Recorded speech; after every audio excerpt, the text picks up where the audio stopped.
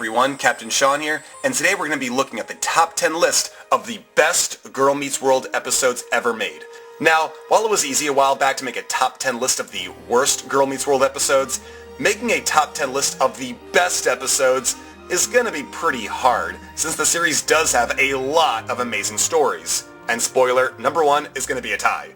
Now, fans of this show can have very different favorite episodes relating to how relatable and close to home that particular episode's story was to them. But that can cause, I feel, some fans to not see the flaws of that particular episode or how profound other episodes could be to a larger number of people. So this top 10 list is going to be made with a few questions in mind. How well did the episode explain its intended moral message? How enjoyable can the story be to all ages? And how relatable and relevant is this episode to a very broad audience? And FYI, if you have seen every single Girl Meets World review video on my channel, there will be a lot of repeating of information here, just saying. Now trust me, many good episodes are being left off this list. But this video isn't about the rest. This is the top 10 best Girl Meets World episodes ever. And now, for number 10, Girl Meets Bay Window. In the story, as Riley prepares to change the sacred bay window that she and Maya love, the two think back to their early childhood years when they first knew each other. The story is definitely relevant to viewers of all ages, since all viewers either will or already have had to face a time in their life when they had to decide what pieces of their childhood they had to let go of and what pieces of their life had to change. However, changing any major part of your life will cause you to think back on what came before, as it does with Riley and Maya, via flashbacks. The flashback moments that feature younger actresses playing young Riley and Maya are very entertaining, make perfect sense given what information we already know about the characters' past, and even provide fascinating new insights into these characters' friendships. Now, while it would have been nice to see more of Riley's parents in the flashbacks, since many Boy Meets World fans want to know what happened to Cory and Topanga between the end of Boy Meets World and the beginning of Girl Meets World, the episode keeps itself focused on just the two main characters of the story. And when you've got an episode that features multiple time jumps, that's where it should be. Now, the most interesting aspects of the flashbacks is how it further explores Riley and Maya's strong friendship. At a young age, Riley simply wanted a loyal friend to be with her and someone she could be goofy around, while Maya simply wanted a happy friend and an environment where there'd be no yelling, since at a young age she came from a home where people yelled often. Fortunately, the two found each other, making their lives feel more complete.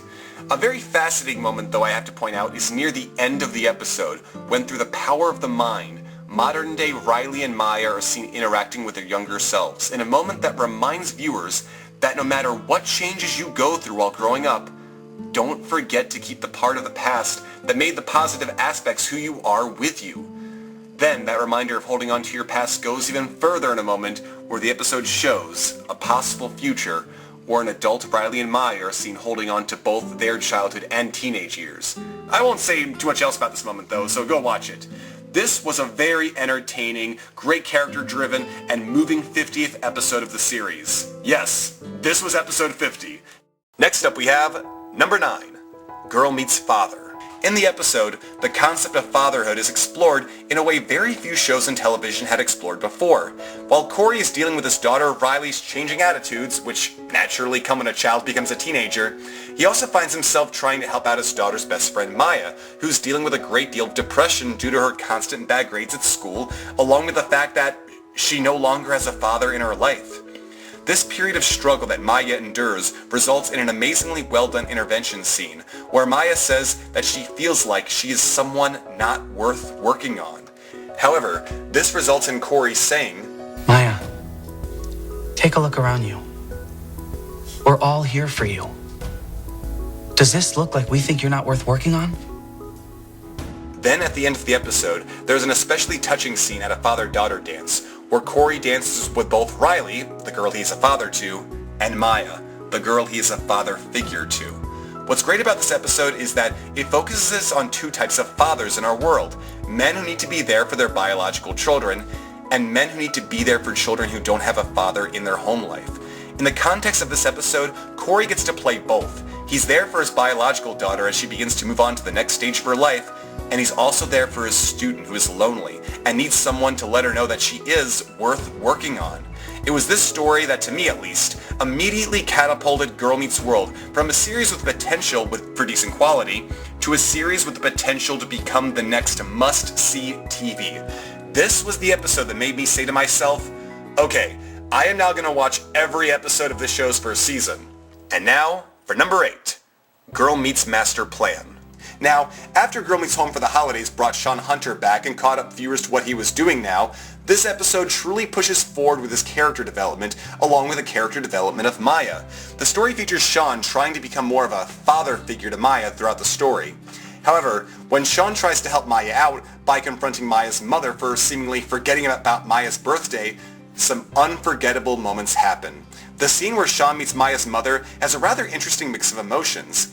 Upon meeting Shawn for the first time in person, Maya's mom is very thankful to Shawn for the time he spent with her daughter.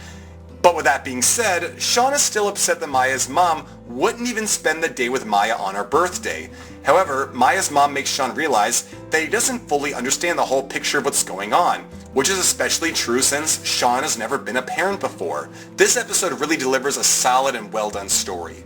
For Boy Meets World fans, it really delivers some good character development for Shawn, while for Girl Meets World fans, it delivers some great character development for Maya.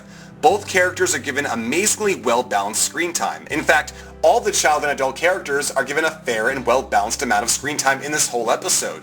This episode features a plot element very relevant to some child audiences in that it features a child dealing with the conflicting emotions of negligent parents, but it's balanced with a plot element very relevant to some adult audiences in that it features both a single mother dealing with the pressures of caring for a young daughter and features a single man trying hard to find some way to be helpful to those around him. This is a must-see episode indeed. And appropriately next we have number 7, Girl Meets Pluto.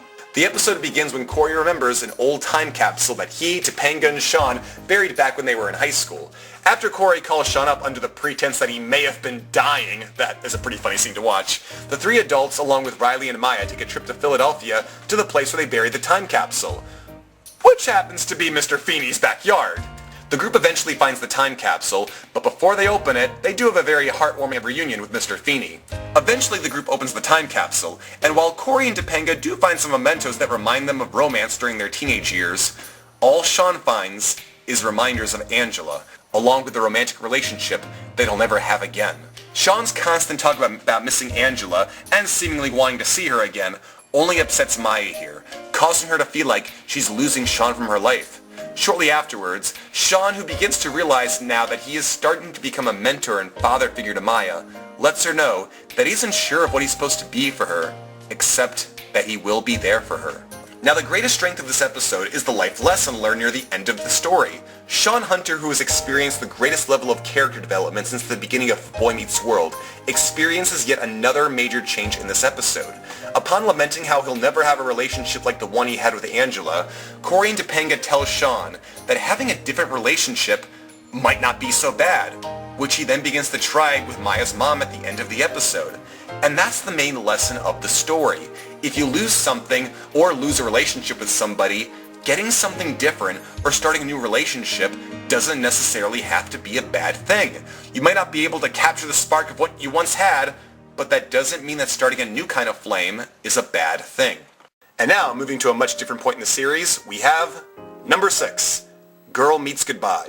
The episode follows up on what occurred at the end of the previous episode, in which Topanga was offered a job opportunity to grow in her career, but it would involve moving to London.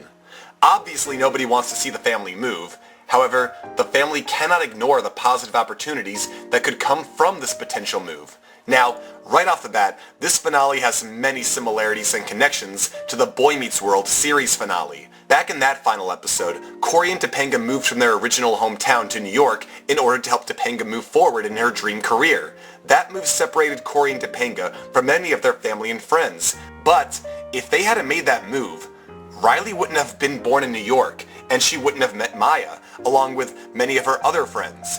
It was Cory and Topanga's decision to move away all those years ago that essentially led to the birth of so many important new relationships and friendships around them.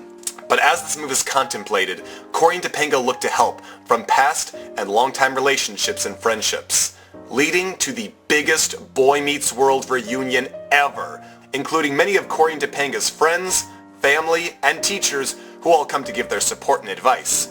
The reunion scenes between many of the Boy Meets World characters are short, but still very entertaining.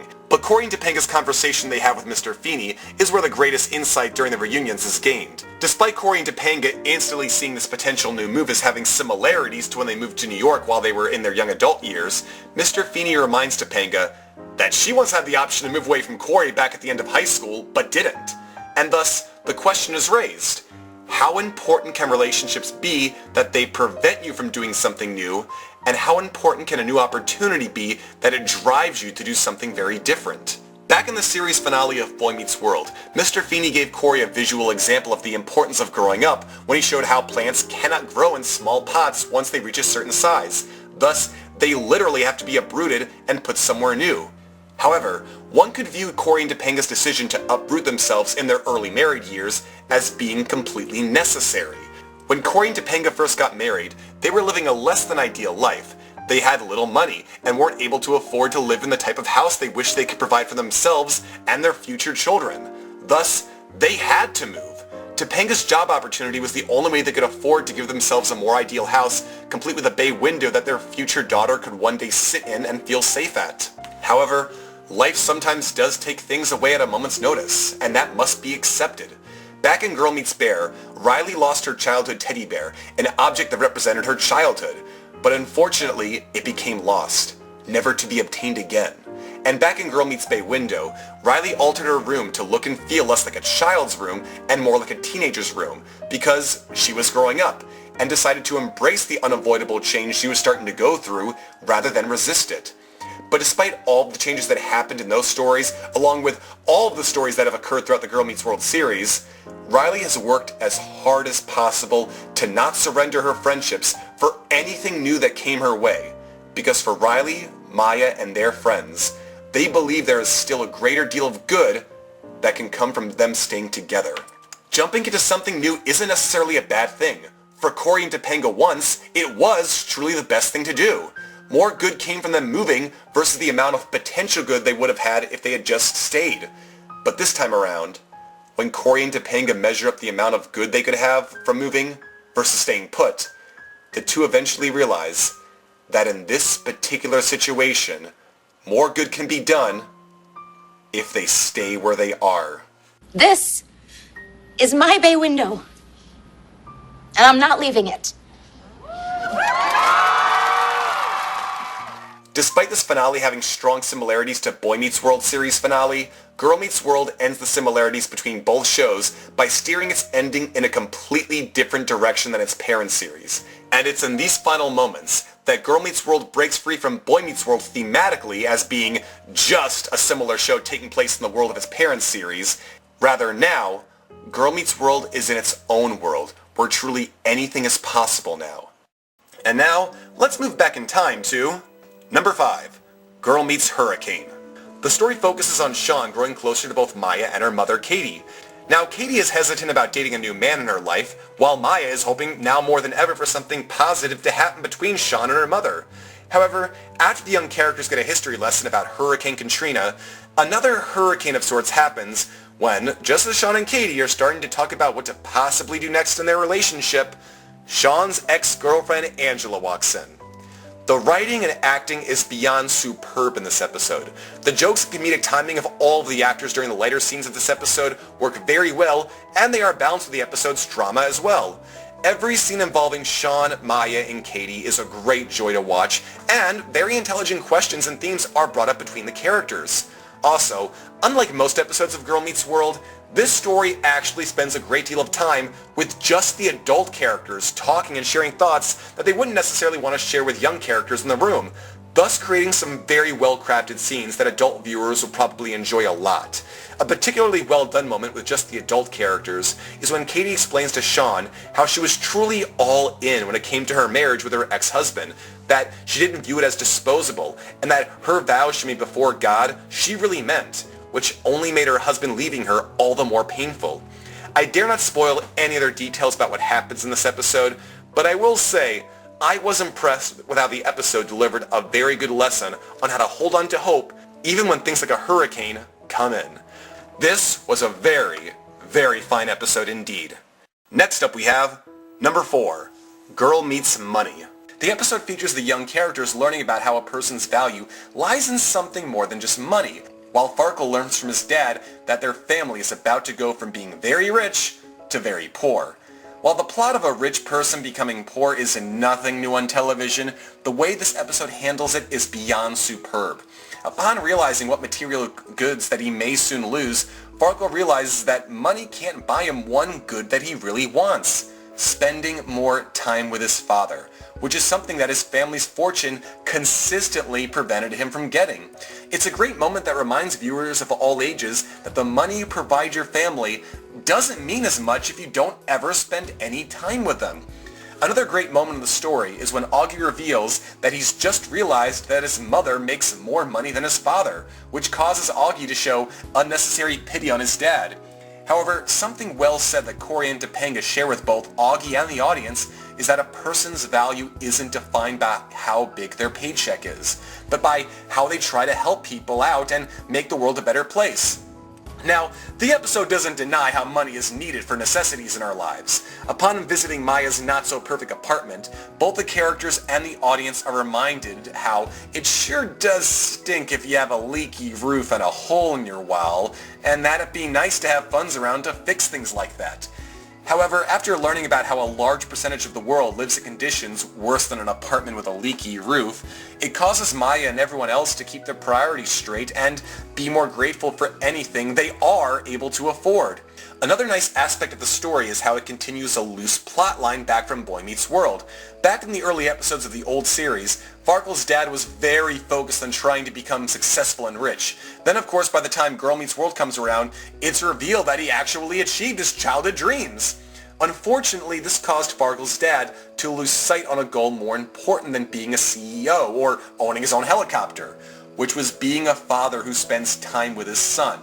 The episode also did a nice job at pointing out how excessive material goods can be a very contributing factor to losing focus on the importance of family and friends, as upon visiting the large building Farkle lives in and looking at all of his stuff, the young teens lose focus on each other for a bit. But with all that being said, Girl Meets World does a fantastic job at pointing out to viewers of all ages what is really most important in life, which isn't how much of a high-paying job you have or how many great luxuries you have. Rather, it's what we can do to help other people. Plus, while the episode doesn't overtly state it, the story does tie into an important New Testament biblical principle in that, aside from loving God, the most important thing you can do in your life is love and help your neighbors, aka everyone around you. It is very refreshing that in a world where TV is filled with tons of egotistical and self-absorbed characters, Girl Meets World has its moral principles all lined up completely right and really knows how to teach viewers about what is really most important in life. And now we have number 3, Girl Meets the Forgiveness Project. In this very special episode of Girl Meets World, Cory challenges his class to change their history by showing forgiveness to someone. Now this results in 3 stories revolving around the concept of forgiveness. The first story is really just a goofy tale about several students trying to forgive Farkle for always spoiling movie endings. The second story is a very child-friendly plot that involves Riley learning to properly forgive her brother for ripping off her favorite old teddy bear's head. The third story, however, involves a very dramatic plot, involving Maya confronting and attempting to forgive an individual who had been gone from her life and hurt her over 9 years ago. Her father. The writing and acting performances are at the top of their game in this episode. Every scene that involves Maya and her father is completely believable, and every action the two take is completely understandable. When Maya's father first walks into the room to see Maya, it's very easy to see that he feels slightly nervous and out of place. When Maya approaches her father, she does it cautiously. All the while, she isn't afraid to let out how disappointed and upset she has been for years. The entire situation is very difficult for both characters, and the story is very honest in making sure both characters are portrayed as being flawed, but still attempting to do something right. Maya's father, for example, reveals that he was unable to provide for his family and believes that he wasn't ready to become a father all those years ago, which is why he left. However, he has made great attempts to be a more responsible man with a new family he's become a part of. Maya is revealed, though, to be unable to show forgiveness to a man that believes she didn't have the ability to wait for him to grow up and become more responsible. However, Maya is able to act mature enough to not yell and shout angry thoughts during this entire ordeal. Now, the shocking yet completely believable part of this episode is that, spoiler alert, Maya does not forgive her father at the end of the episode. She listens to him and is able to not yell at him, but she does not forgive him. In full honesty, it probably is extremely difficult for a teenage girl like Maya, who hasn't interacted with a father in nearly a decade, to be capable of showing forgiveness for extreme parental neglect. However, the fact that she contemplated the idea of doing it and even confronted him shows an incredible amount of maturity on her part. The only comforting moment that occurs with her in the story is when it's reminded that while she hasn't had a father for most of her life, Maya has had many other people around her that have cared for her, including her teacher Corey, the one man who's been the most stable male presence in her life. The final scene where Maya hugs her caring teacher, the man who's been able to provide support and comfort for her when her father couldn't, is probably the sweetest part and the saddest part of the entire episode. Also, something noteworthy about this episode, while it is straight up obvious that what Maya's father did in the past was completely wrong, the episode doesn't tell you how to feel about the current situation. Was Maya's father right to rebuild his life without even contacting his daughter? Does the fact that he's become a more responsible man now make him more redeeming? Should someone who stayed away from their responsibility to be a parent for nearly a decade be given immediate forgiveness? The episode does not give the answers. But just like forgiving someone in real life, it's reminded that it really is your choice. This is the kind of story we need to see more of in television. Good character drama that, while may make you cry, will also leave you thinking hard as well. And now for number 2, Girl Meets Riley Town. In this story, Riley has difficulty dealing with a huge mix and impact of emotions that come upon her after an anonymous student in her school begins stalking and cyberbullying her. The episode delves into the subject matter of bullying in a way that may feel uncomfortable for some viewers, given how realistic and close to home it might hit some people, but that only increases the importance of why this episode is so important to watch for anybody, particularly child and teen audiences. In the episode, Riley experiences the full range of emotions that come from being bullied by an outside force in her life.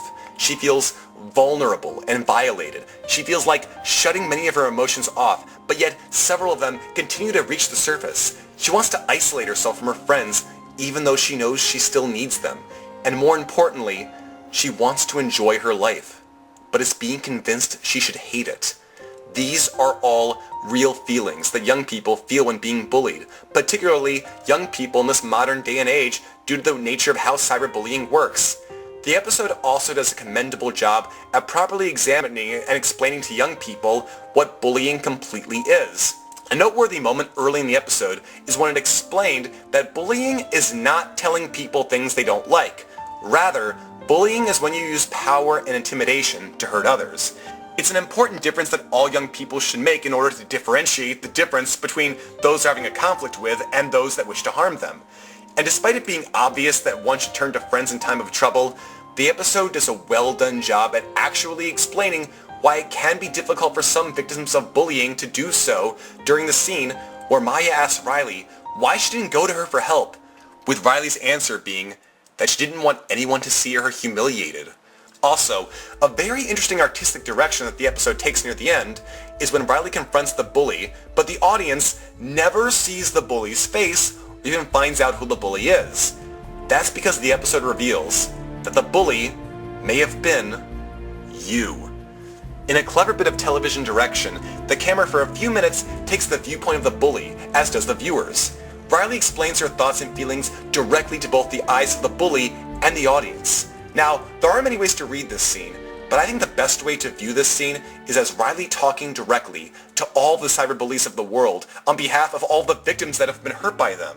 The bully is given no real name in the episode, something all anonymous cyberbullies have in common, and thus the message can be viewed as being made for hundreds, if not thousands of haters that exist online.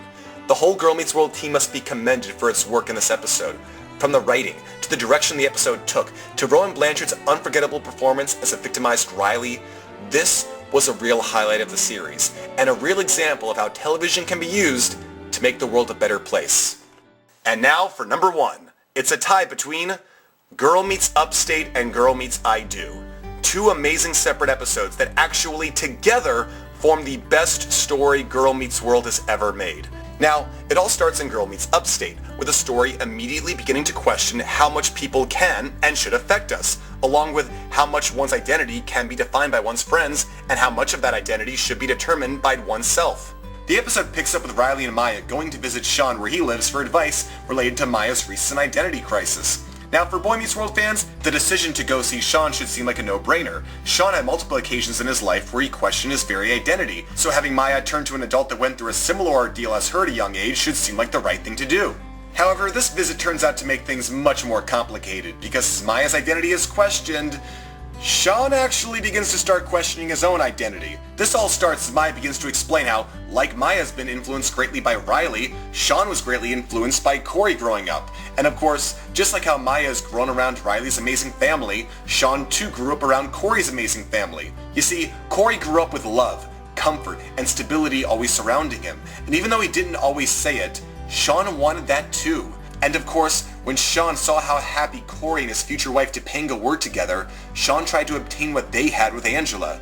Now it can be safely said that Sean and Angela's friendship was very real. They did care for each other and they did have mutual interests. But when it came to their romantic relationship, keep in mind the classic Boy Meets World episode where they first became a couple, the exact words they said when they saw Corey and Topanga together was, "I want what they have." They were essentially trying to be more like their friends and less like themselves, or what they could be separate from their friends.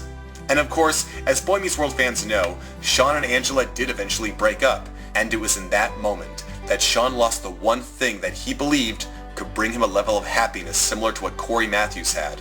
And the day Riley was born, that was the day Sean realized that he in no way could catch up or even come close to obtaining what his best friend had. So he gave up. But then a spark of hope emerged when he met Maya. As Sean puts it in this very episode, his interactions with Maya caused him to believe that, like Corey, he could one day become a good father, but not because he was trying to emulate or be like Corey Matthews, but rather because of his own actions, his own feelings, and his own thoughts, all that he chose to do with his own mind alone. But in this episode, it's revealed that despite how far Sean has come in recent years without being influenced by Corey, Corey's influence has still deeply affected him. Now, it cannot be denied that there are elements of Corey's personality now in Sean that Sean would never want to let go of, such as a love for family, friends, and being loyal to them. However, even all these years later, Sean still can't even muster the words "I love you" to the young girl he has become a mentor to, or even her mother, the woman he has been dating for over a year and cares very deeply for now. Because Sean still cannot shake the sense of how he'll never be able to obtain a happy family if it's not like Corey and Topanga's. But after a moment of anger with Corey, Sean finally fully realizes that he'll never find happiness if he keeps trying to obtain exactly what Corey and Topanga have.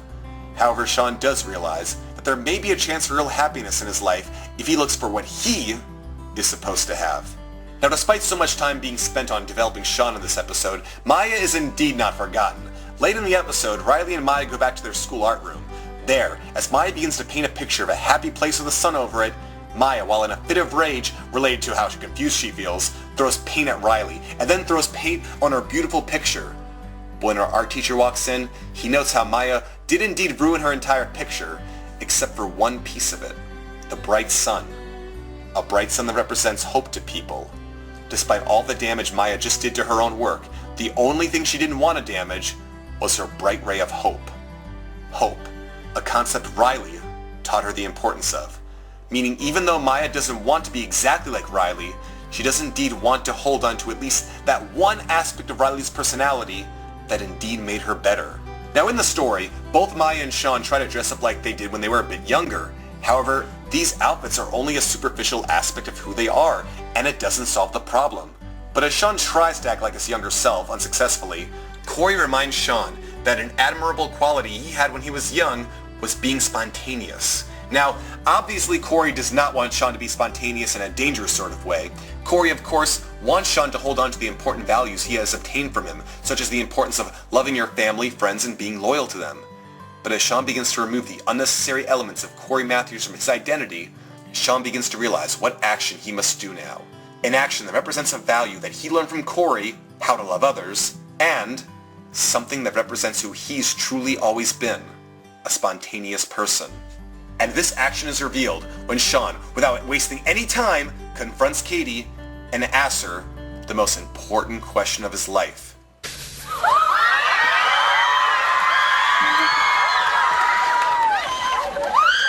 Do you want to get married? Sean Hunter, the boy who was worried he would turn out like his neglectful parents, but learned that just because the people that raised him made bad choices, didn't mean he was destined to make those same bad choices. Katie Hart, the girl with dreams who didn't get as an adult what she thought she would get, and thus closed herself off from ever dreaming for a much better life, but eventually became ready for something different. Two individuals that had preconceived notions of how a happy life was supposed to turn out, but weren't able to obtain it. Two individuals that both admitted to one another when they first met that they were terrible at relationships, but didn't want to be. Two individuals that likely by this point had many conversations about their past mistakes and what real love truly was to them. Two individuals that no longer wanted to focus on what is best for others or what was once best for them, but instead are now completely focused on what is best for them now. And so, when Sean Hunter finally asked Katie to marry him, her response, of course, is... Yes.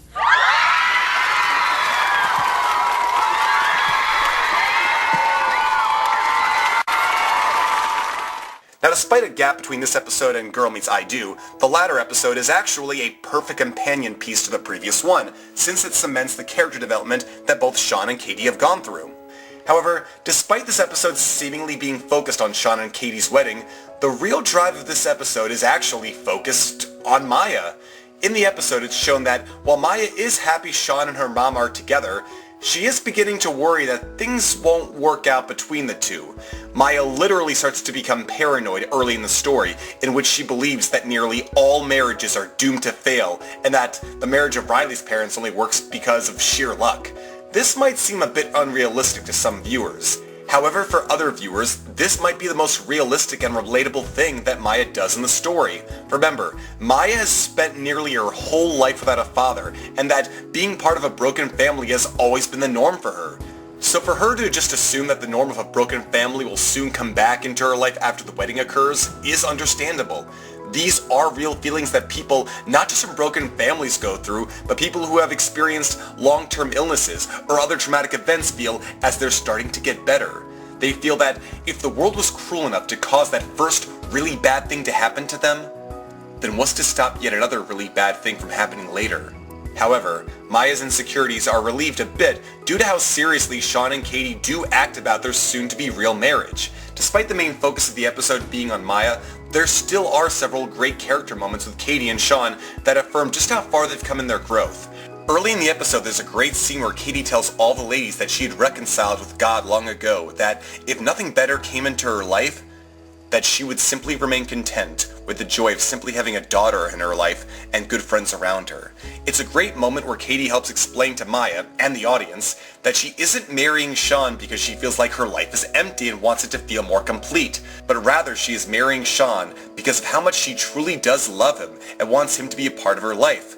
It's a great moment that teens and young adults watching could get a lot out of, that you shouldn't jump into marriage just to make your life better, but rather you should learn to be happy and content with your life as a single person and should only make that leap into marriage out of love and if you feel like your life would be better with that person added to it.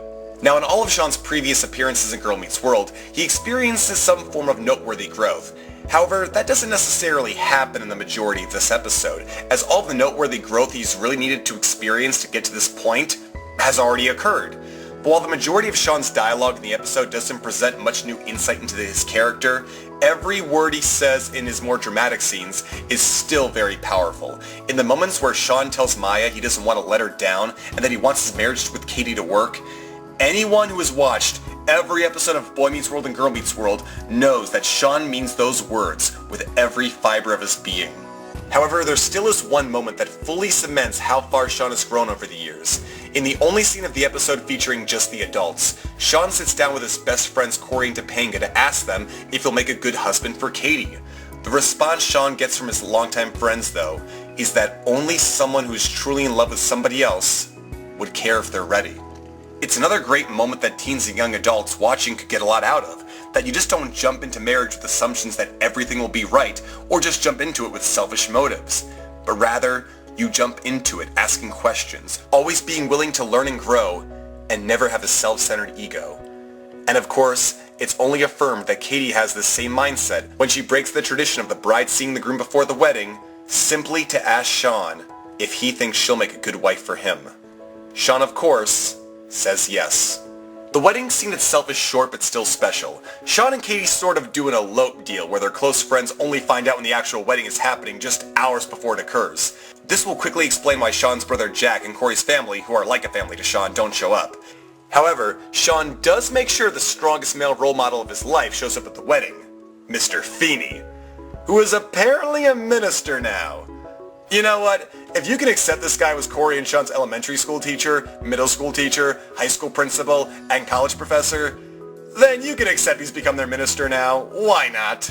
Now, Mr. Feeney is only in this episode for about 3 minutes, but every moment with him is a ton of fun to watch, and actor William Daniels proves just how good he still is at his craft. Now, all that really needs to be said about the wedding scene itself is that it is a very well done scene. Considering all the events that have been leading up to this moment, everything about this scene feels perfect. Finally, after over a decade of hardship, Katie finally discovers what it feels like to be truly loved by a kind man. And after searching for over 20 years, Sean Hunter finally discovers what true love finally looks like. And after waiting her entire lifetime, Maya Hart finally finds a man that can now call her his daughter. If you've seen every episode of Boy Meets World and Girl Meets World up to this point, you are most likely going to start crying tears of happiness while watching this scene. It is a perfect scene that works as the perfect end to an amazing episode and an amazing saga of growth that, for Sean at least, was over 20 years in the making. A must-see story that all fans should check out. My two best friends get married and have a daughter who has a best friend whose mother is you. You weren't afraid to love somebody once. Yeah, well, I'm done with that. I don't have that. I'm not going to have that. You are. There's someone out there for you. I know what you were wishing for, Maya. I've wished for the same thing my entire life. I've known Sean almost his entire life, and I have never seen his eyes light up like that. I care about your mother. I hope that's okay. It's okay. I love your daughter. And I'm in love with you. Do you want to get married? Yes. I believe in life and in the long road that led me here to you. I promise I'll walk with you as long as you'll let me, as long as you're next to me. This is our road. Am I your daughter now? Well, it's how I'd like to think of you. It's okay. That is the most okay thing that's ever happened.